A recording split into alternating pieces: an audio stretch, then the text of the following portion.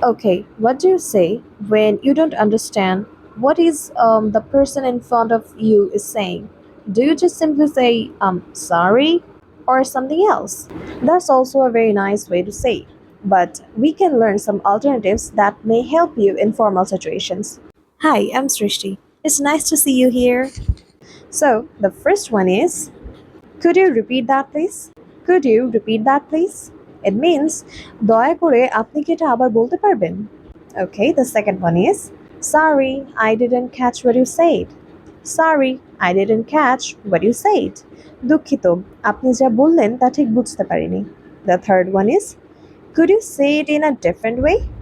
Could you say it in a different way? আপনি কি অন্যভাবে এটা বলতে পারেন? Fourth number is, could you elaborate on that more? Could you elaborate on that more?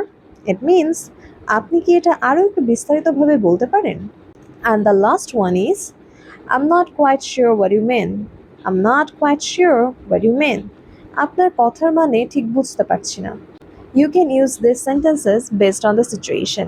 So let me know which one would you like to use the most. Let's see you in the next video. Annyeong!